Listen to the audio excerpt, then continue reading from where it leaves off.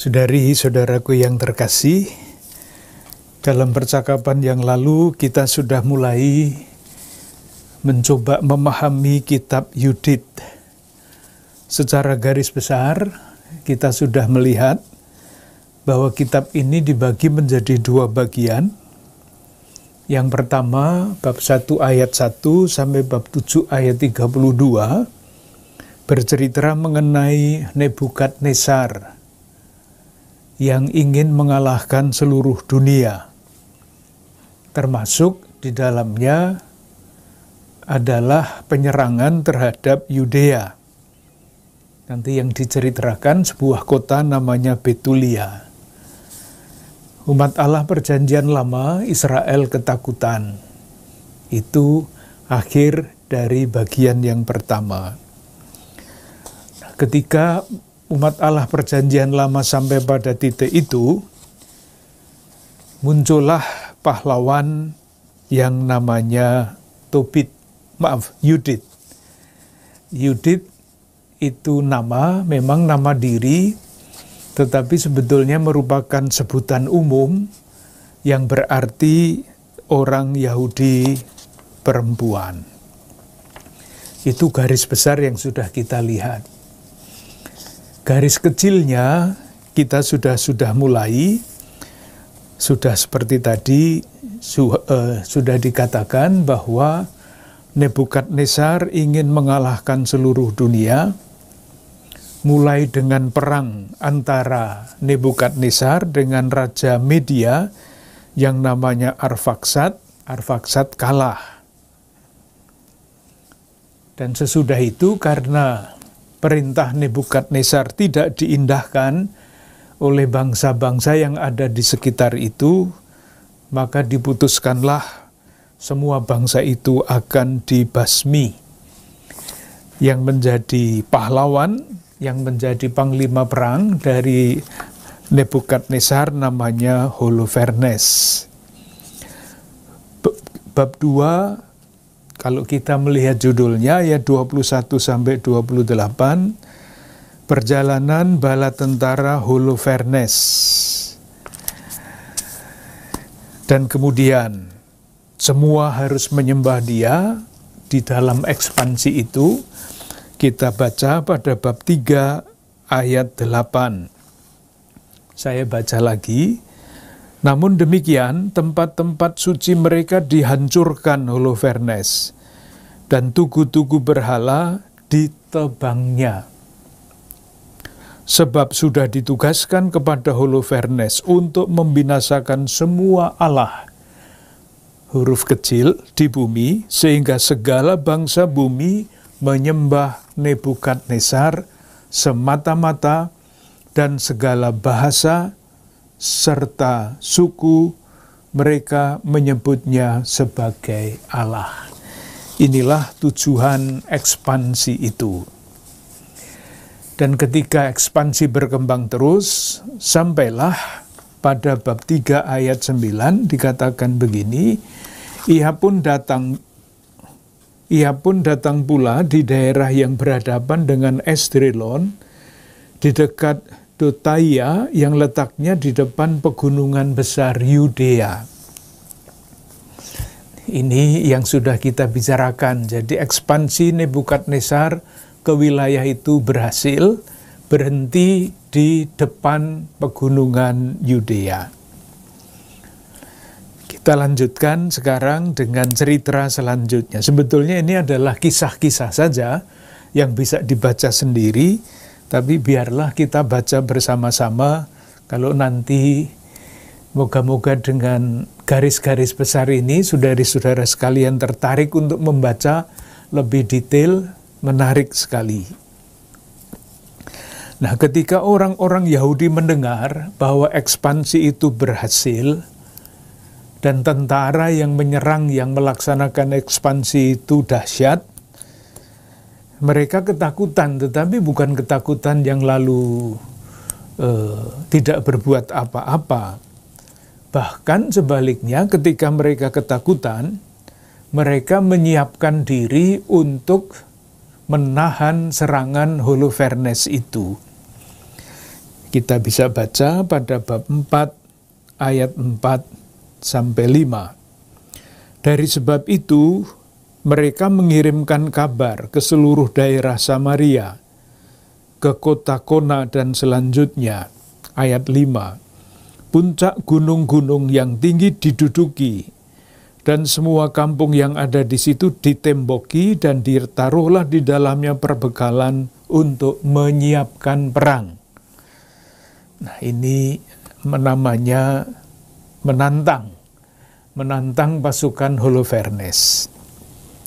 Apa yang dikatakan, apa yang dilakukan oleh orang-orang Yahudi untuk menyiapkan perang itu?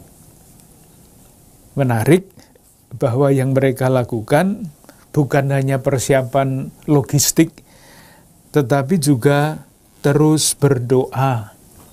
Itu diceritakan pada bab 4 ayat 9. Kita baca sebentar.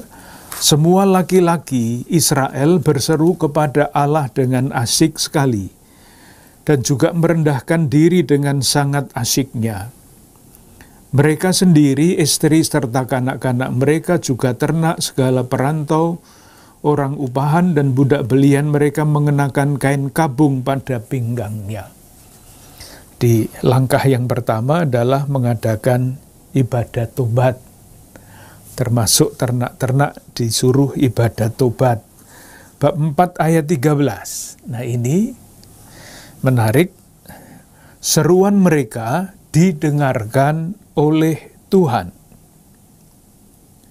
yang dengan kasihan memandang kesesakan mereka. Beberapa hari lamanya umat di seluruh Yudea berpuasa, dan juga di Yerusalem di hadapan bait suci Tuhan yang Maha Kuasa. Jadi mungkin bagus kalau ini dibaca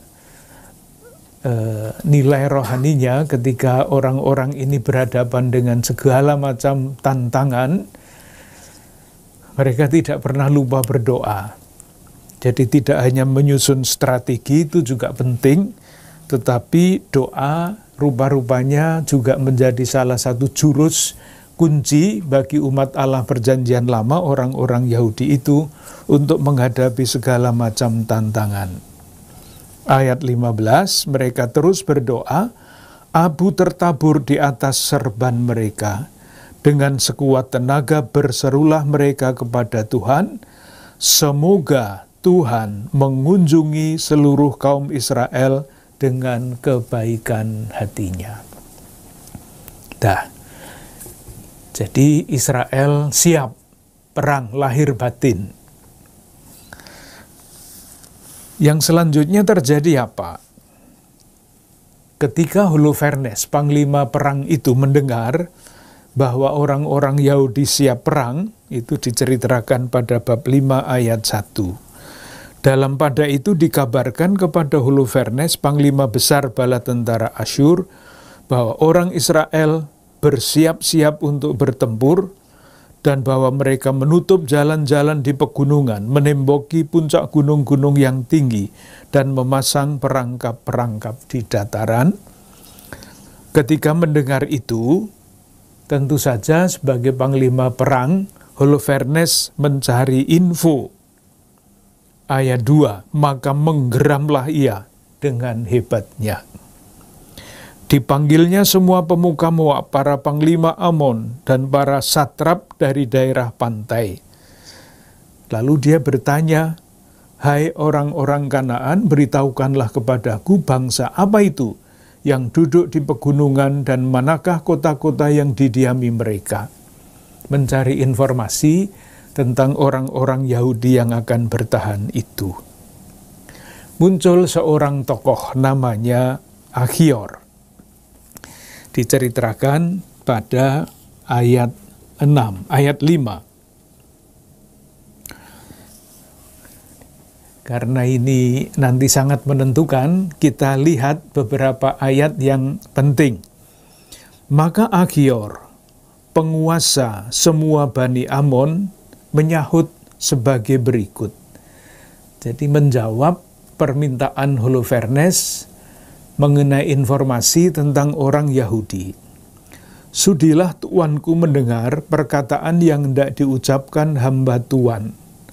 Maka hamba akan memberitahukan kepada Tuan kebenaran tentang bangsa yang mendiami pegunungan di dekat tuanku ini. Tiada dusta akan keluar dari mulut hamba Tuan. Nah, Achior maju untuk menjelaskan. Nah, sekarang yang diceritakan itu mengenai orang-orang Yahudi, orang-orang Israel itu adalah sejarah.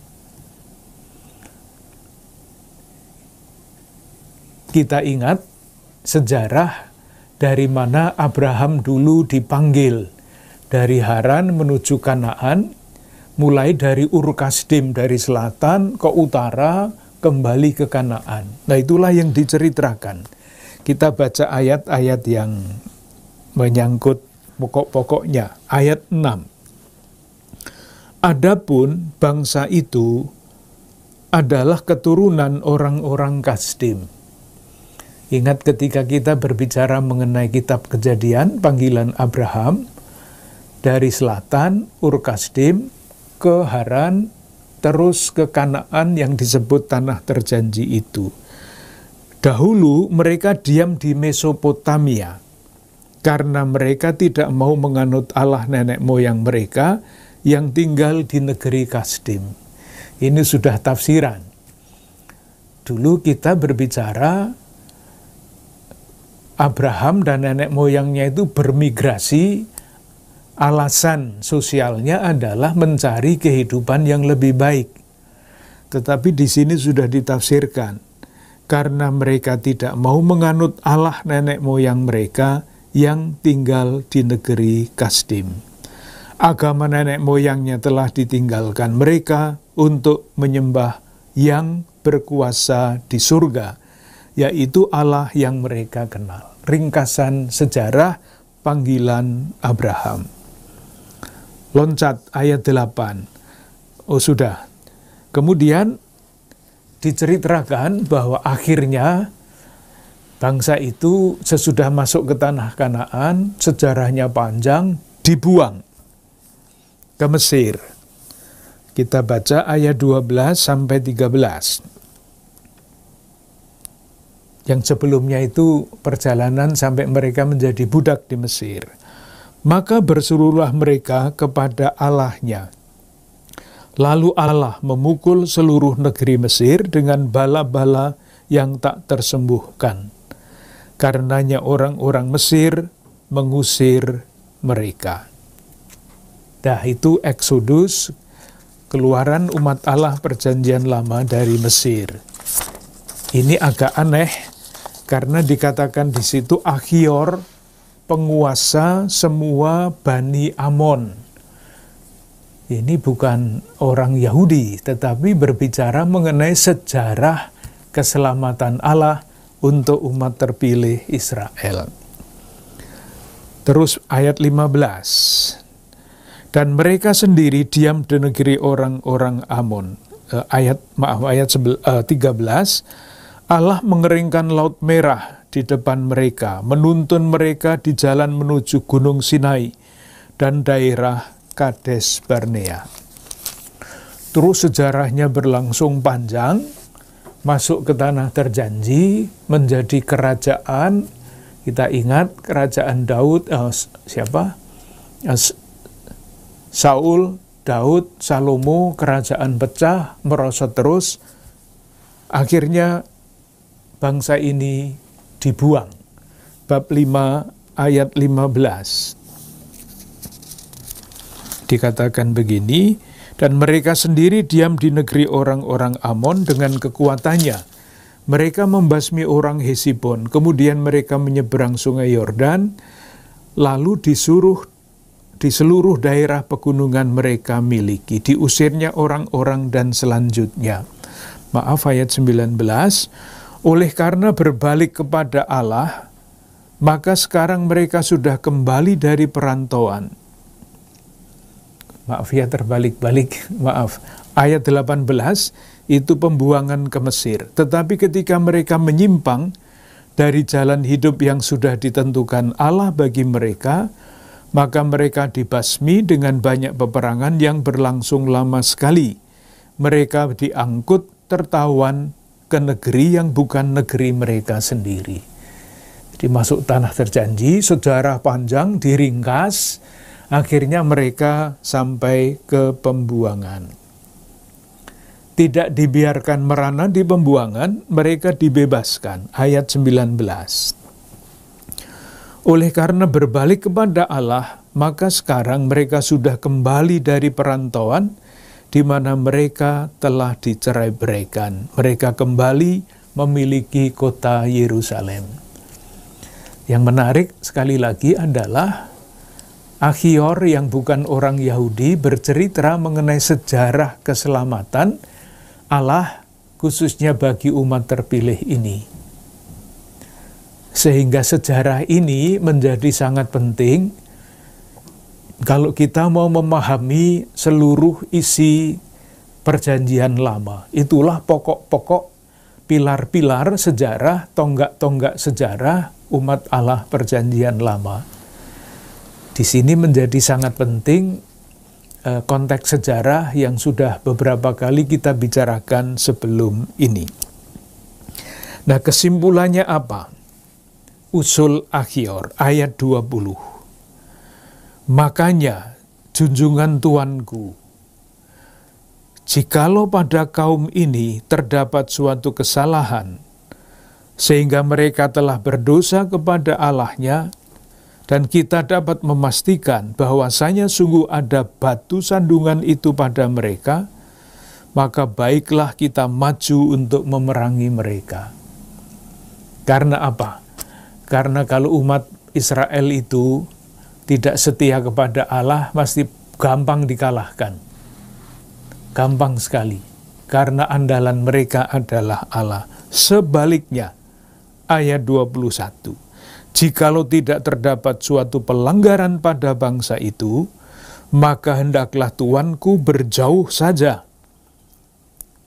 Lalu ini kuncinya, sebab mungkin Tuhan dan Allah mereka menjadi perisai mereka, sehingga kita nanti menjadi ternista di hadapan seluruh bumi.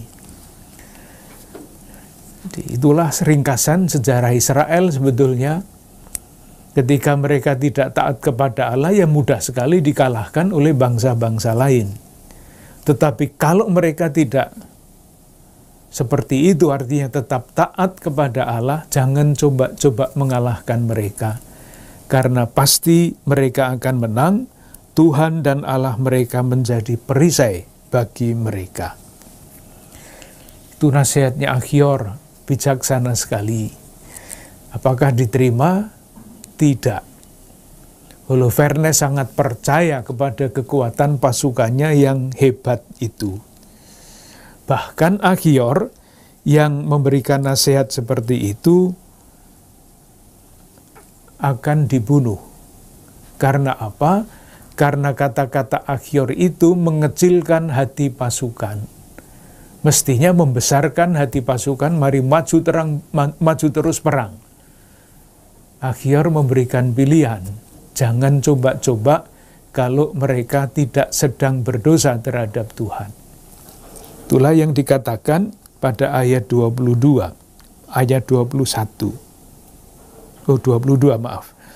Setelah Achior selesai berbicara, maka seluruh rakyat yang berdiri di sekeliling kemah itu menggerutu.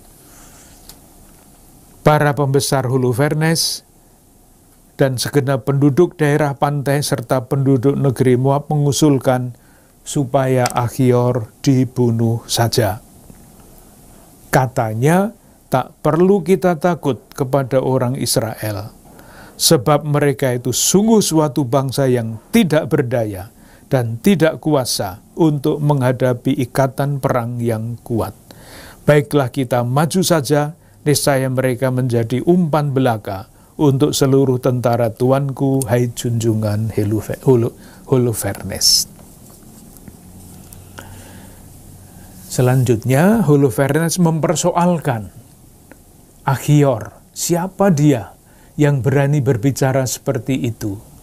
Siapa Allah yang disampaikan oleh Achior akan menjadi perisai bagi orang Israel.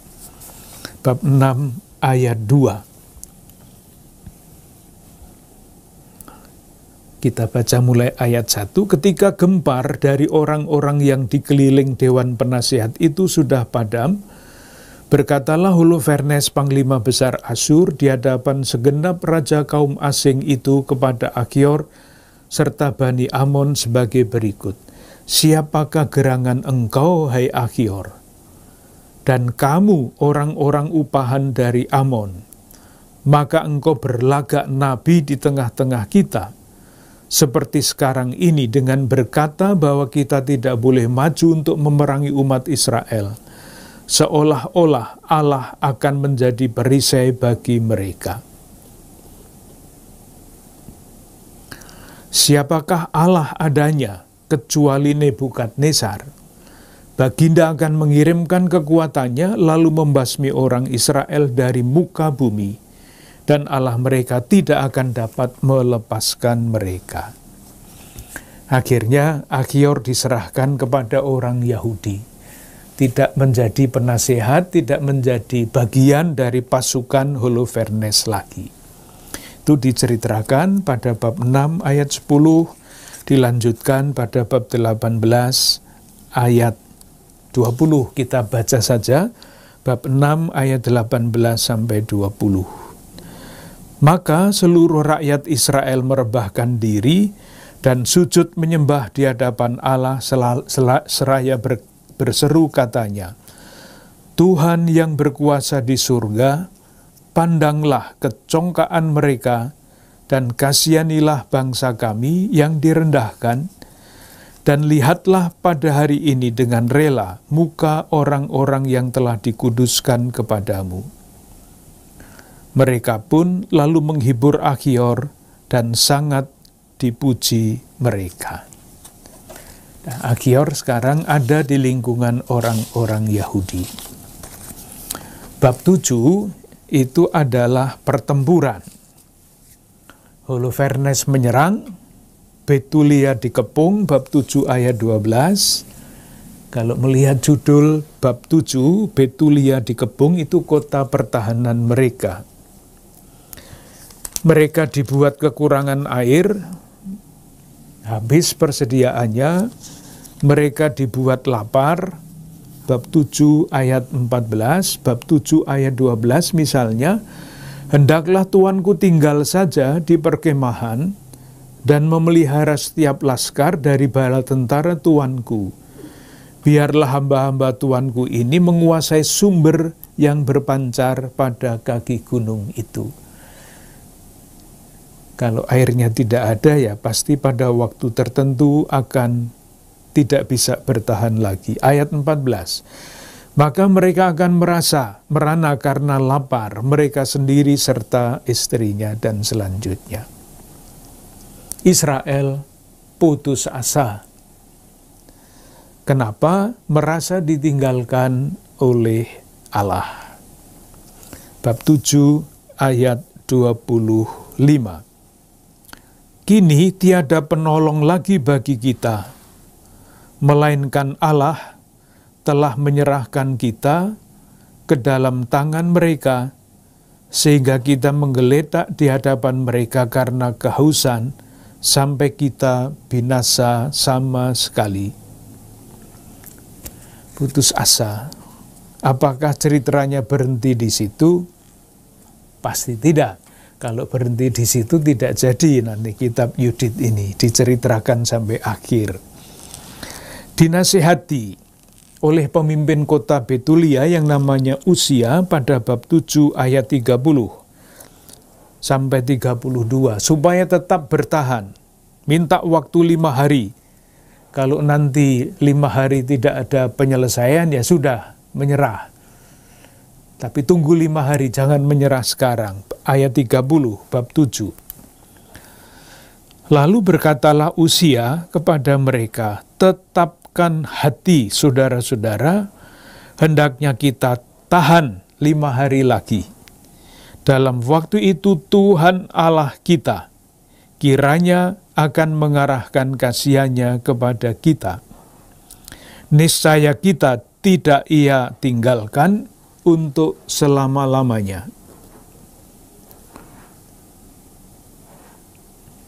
Diminta bertahan 5 hari. Nah, itu babak pertama, bagian pertama selesai. Sekarang bagian kedua. Yudit tampil sebagai pahlawan. Ini menarik sekali.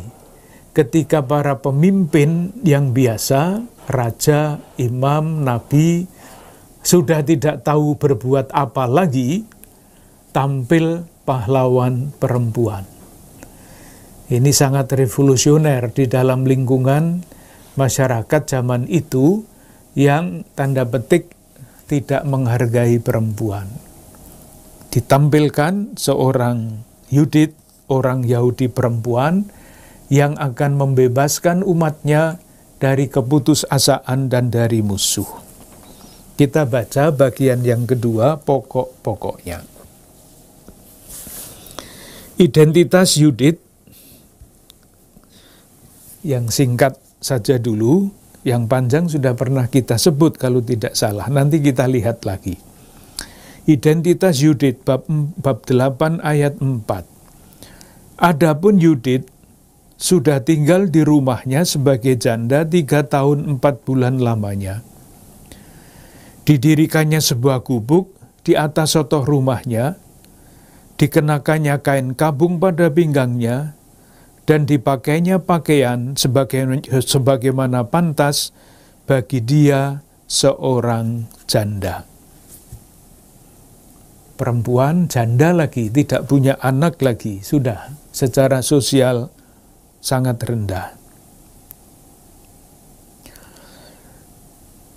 Ayat 7, ia cantik parasnya, sangat elok kelihatannya. Suaminya Manase telah meninggalkan baginya emas dan perak, budak-budak, sahaya-sahaya, ternak, dan ladang. Ia tinggal di rumah miliknya itu. Lalu ayat 8 ringkasannya, tiada satu orang pun dapat mengatakan sesuatu yang buruk tentang dia, sebab ia sangat takut akan Allah. Nah, ini Yudit. Identitas perempuan Yahudi, identitas perempuan dalam kitab suci. Ayat 9, Yudit pun mendengar tentang celaan rakyat terhadap para pemimpin kota, karena rakyat tawar hati akibat kekurangan air. Yudit mendengar peristiwa itu, apa yang dia lakukan? Bab 8, ayat 8, bab 8 ayat 9 sampai 16, dan kemudian ayat berapa ya? Ayat 11. Setelah mereka datang kepadanya, maka Yudit berkata kepada mereka. Sekarang Yudit berbicara, setelah mendengar bahwa pemimpin-pemimpin sudah tidak bisa berbuat apa-apa lagi. Dengarkanlah aku ini, hai pemimpin-pemimpin penduduk Betulia. Memang tidak tepatlah apa yang telah kamu katakan pada hari ini di hadapan rakyat. Kamu telah angkat sumpah demi Allah, dan kamu telah mengatakan bahwa kamu akan menyerahkan kota ini kepada musuh-musuhnya, apabila Tuhan dalam hari-hari ini tidak memberikan pertolongan kepadamu. Lalu para pemimpin itu dicela oleh Yudit. Siapa gerangan kamu ini? Maka kamu sampai mencobai Allah pada hari ini, serta menaruh diri kamu di atas Allah, di tengah-tengah anak-anak manusia. Masakan kamu hendak menguji Tuhan yang Maha Kuasa? Lihat pemimpin agama, pemimpin kota dikritik keras seperti ini oleh Yudit. Yang tidak biasa sekali lagi pada zaman itu, mana ada perempuan mengkritik para pemuka agama pada zaman itu, tidak ada. Tentu saja Yudit tidak hanya mengkritik para pemuka, tetapi dia menawarkan diri untuk bertindak. Itulah yang dikatakan mulai ayat 32. Saud Yudit kepada mereka, "Dengarkanlah aku ini. Aku hendak melakukan sesuatu yang turun-temurun akan dikisahkan kepada anak-anak bangsa kita. Kamu hendaklah berdiri di pintu gerbang kota pada malam ini juga, maka aku hendak keluar bersama dengan dayangku." Jadi dia berada di kota Betulia yang sudah dikepung. Dia mengatakan, saya akan keluar dari kota Betulia, mau kemana? Mau menghampiri perkemahan pasukan Holofernes. Yang sangat bagus, dikatakan begini, ayat 35, bab 8, ayat 35, ayat 34. "Tetapi kamu jangan menyelidiki apa yang hendakku perbuat." Ini strategi rahasia. "Sebab aku tidak akan mengatakan apa-apa kepadamu hingga sudah terlaksana apa yang hendakku lakukan." Maka berkatalah Uzia dan para pemimpin kepada Yudit selama jalan, "Semoga Tuhan Allah melindungi engkau untuk menghukum para musuh kita." Kemudian mereka keluar dari gubuk itu dan pergi ke tempat penjagaan masing-masing. Jadi, Yudit menyediakan diri untuk memimpin. Bukan untuk memimpin, tetapi membuat strategi sehingga pasukan Holofernes nanti kocar-kacir pulang.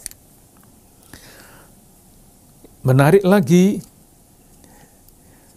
sesudah itu diceritakan doa Yudit. Doanya apa? Panjang. Kita baca beberapa ayat yang memberikan warna, yang mengungkapkan keyakinan Yudit pada waktu itu. Jadi yang akan bertindak adalah Yudit, yang sudah mempunyai strategi mengalahkan pasukan itu. Tetapi pada ayat 12, bab 9, doanya begini, "Ya Allah Bapakku, Allah pusaka Israel, penguasa langit dan bumi, pencipta air, Raja segala makhluk, dengarkanlah doaku. Berilah supaya perkataanku dan akalku itu mendatangkan luka-luka dan bilur-bilur kepada mereka yang merencanakan yang pahit-pahit terhadap perjanjianmu, terhadap rumahmu yang suci, puncak bukit Sion dan rumah milik anak-anakmu. Buatlah, yang disuruh membuat siapa? Ya Tuhan Allah itu. Buatlah seluruh umatmu dan setiap suku menjadi insaf, sehingga mereka mengetahui bahwa Engkau adalah Allah, Tuhan segala kekuatan dan kekuasaan, dan bahwa tiada lainlah yang menjadi perisai bagi bangsa Israel kecuali Engkau. Yudit itu berdoa supaya Allah bertindak.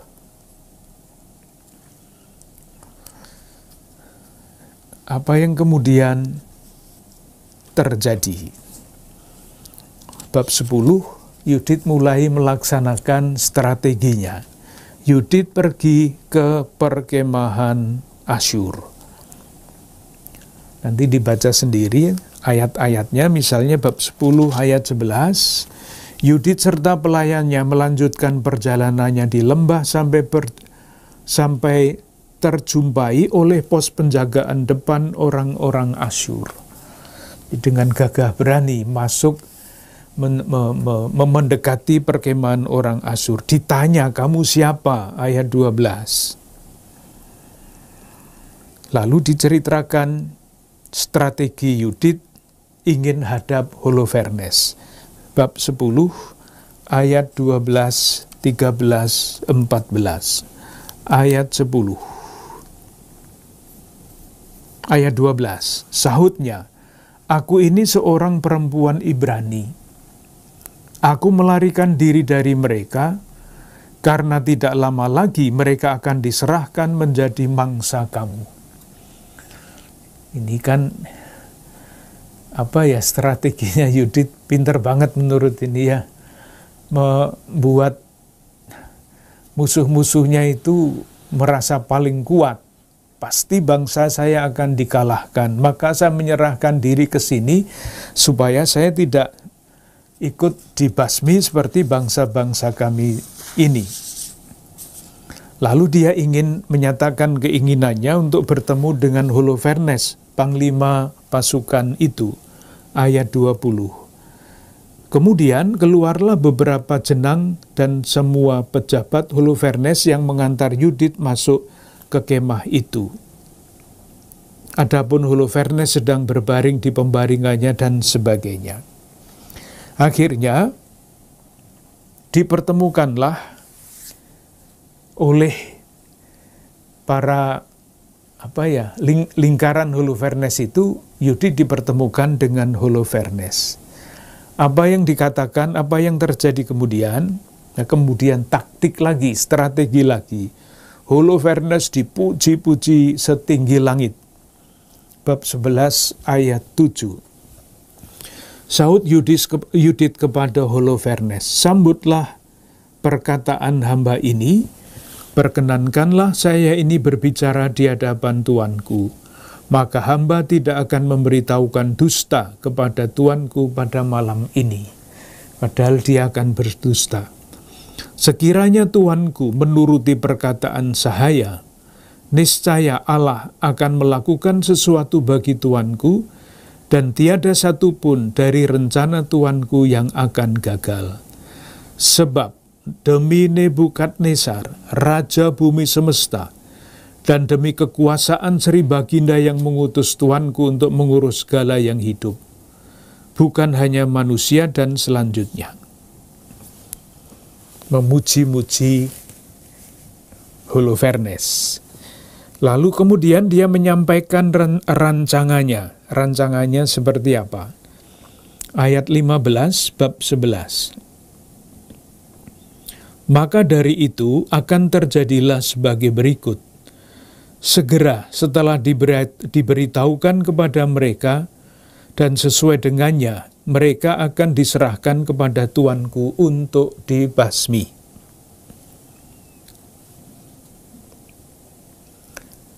Kenapa bisa begitu? Kok bisa dibasmi? Bab 11 ayat 10 sebelumnya. Bab 11 ayat 10. "Dari sebab itu ya junjungan dan tuanku, jangan tuanku mengabaikan perkataannya.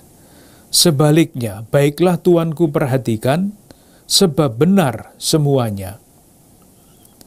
Ini yang tadi dikatakan oleh Akhior, diulang lagi. Memang bangsa kami tidak dihukum, dan pedang pun tidak berdaya terhadap mereka, apabila mereka tidak berdosa kepada Allah mereka. Membenarkan kata-kata Akhior, tetapi sekarang maut akan menimpa mereka, supaya tuanku jangan dipukul mundur dan gagal. Sebab mereka telah dihinggapi dosa, yang dengannya Allah dimurkakan, apabila yang tak senonoh itu mereka lakukan.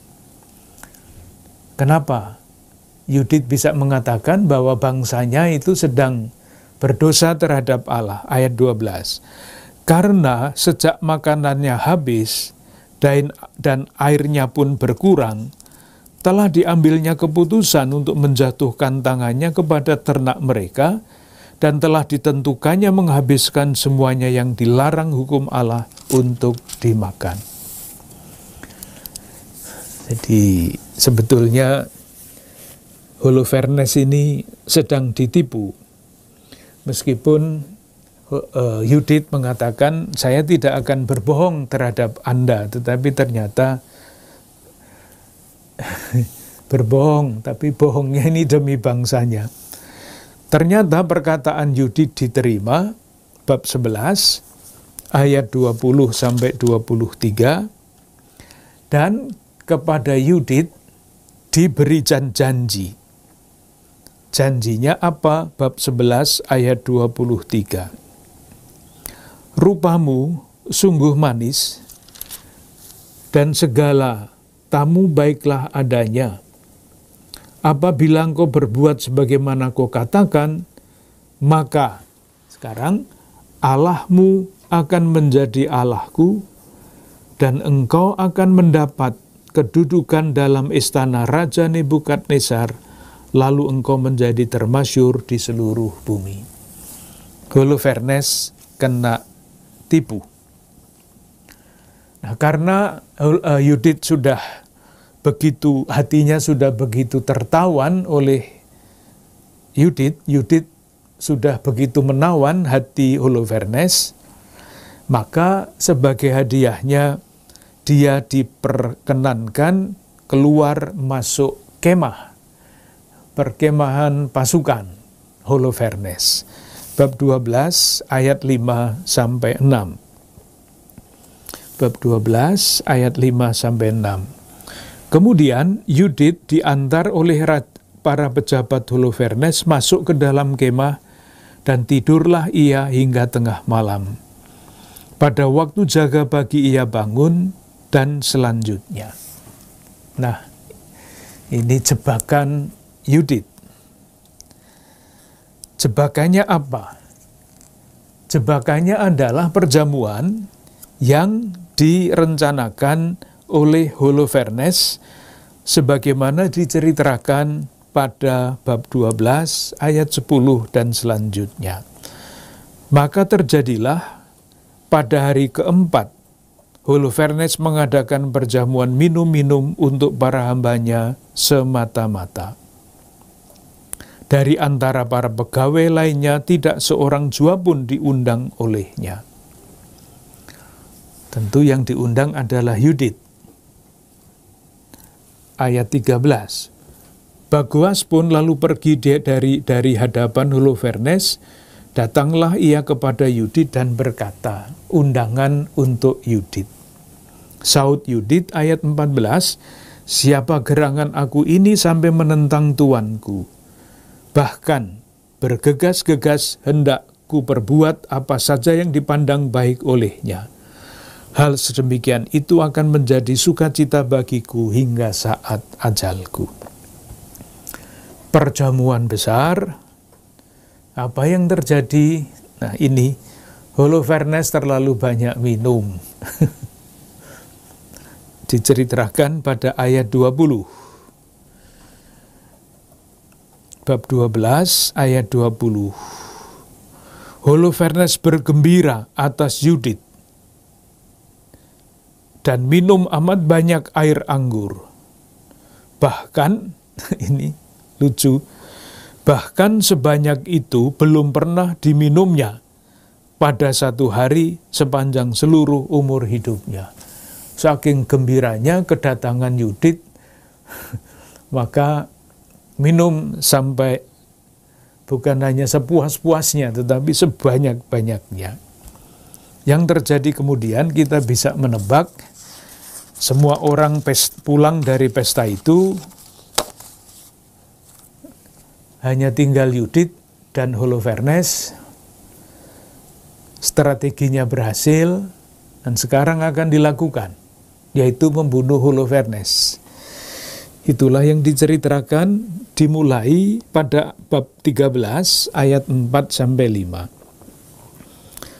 Kini semua orang sudah pergi dari situ, baik dari yang tinggi maupun dari yang rendah kedudukannya. Tidak ada seorang pun yang tinggal di ruang tidur lagi. Maka Yudit menghampiri pembaringan Holofernes seraya dalam hati berkata, ya Tuhan, Engkau Allah yang Maha Kuasa, sudilah kiranya dengan rela memandang pekerjaan tanganku pada saat ini yang akan menjadi keluhuran Yerusalem. Kemudian ayat 6, dihampirinya cagak pembaringan di dekat pada kepala Holofernes, Dari situ diambilnya pedang Holofernes sendiri. Didekatinya lah pembaringan itu, dipegangnya rambut kepala Holofernes, lalu berkatalah ia, "Ya Tuhan Allah Israel, kuatkanlah aku pada saat ini." Maka diparangnya tengkuk Holofernes sampai 2 kali dengan segenap kekuatannya, dan begitu dipenggalnya kepalanya. Yudit berhasil menjalankan strateginya.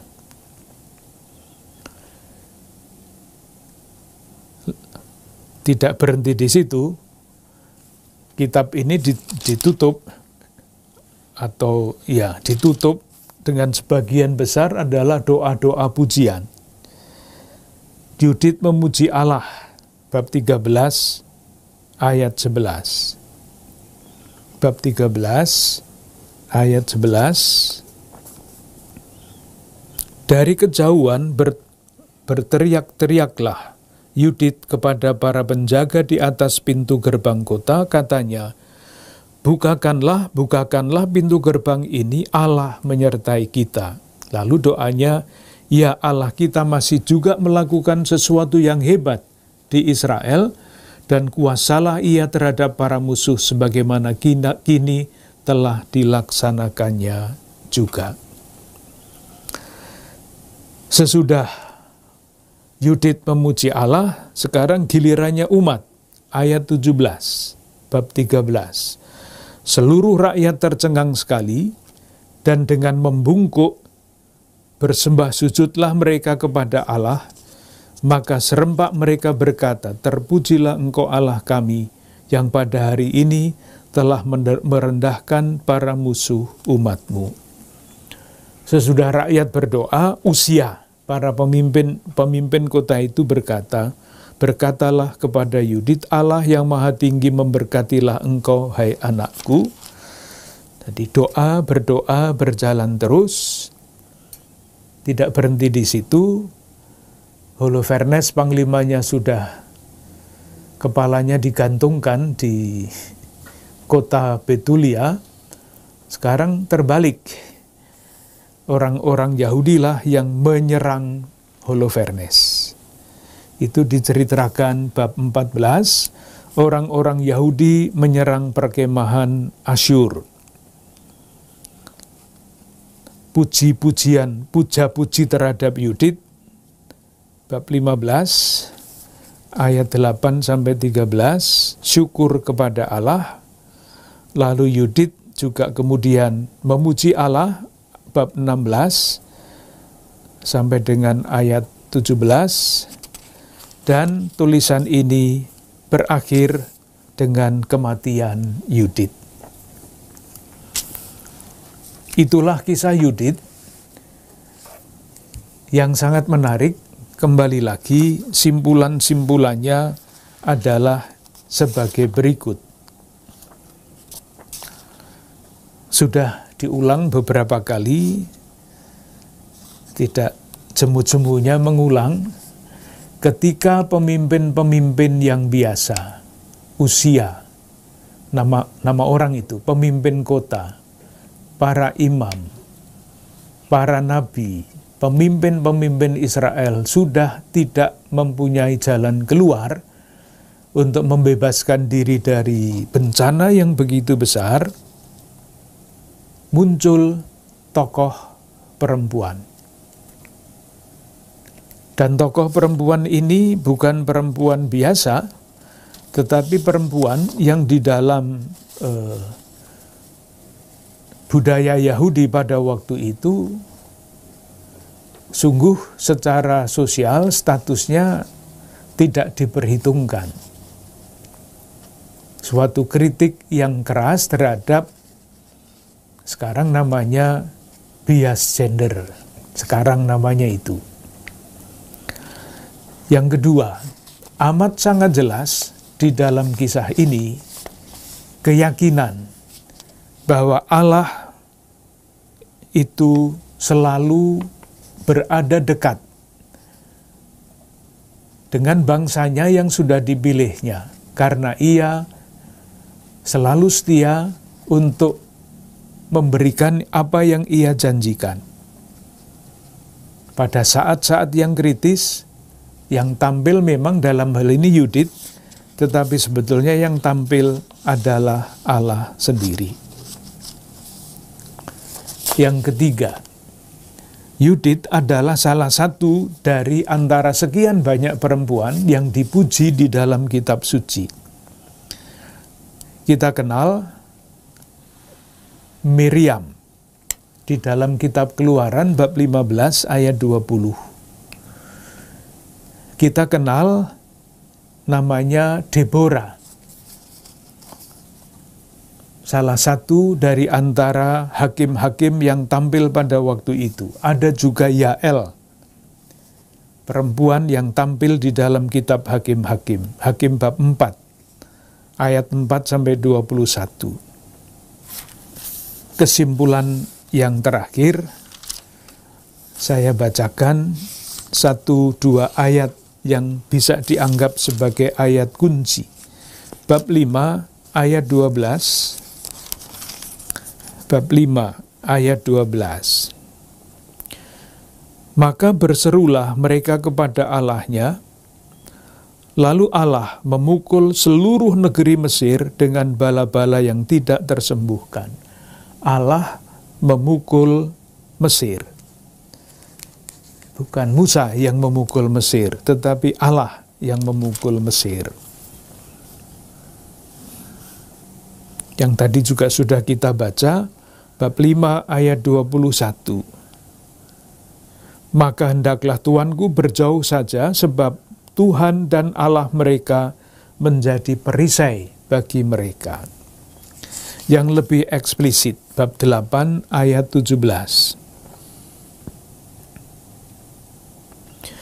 Maka dari itu, hendaknya kita menantikan penyelamatan daripadanya, sambil mohon pertolongan kepadanya bagi kita. Pada waktu Ia berkenan, seruan kita akan didengarkannya. Bab 9 ayat 11. Sebab kekuasaanmu tidak terletak di dalam jumlah besar, dan kekuatanmu tidak pula pada orang-orang perkasa. Sebaliknya, Engkau adalah Allah orang yang hina dina, penolong orang kecil, pembantu orang lemah, pelindung orang yang kehilangan akal, dan penyelamat orang yang tanpa harapan. Itulah Allah yang dipercaya tampil di dalam kitab Yudit ini. Untuk sementara kita cukupkan di situ, kita lanjutkan percakapan kita selanjutnya dengan kitab yang berikutnya. Terima kasih.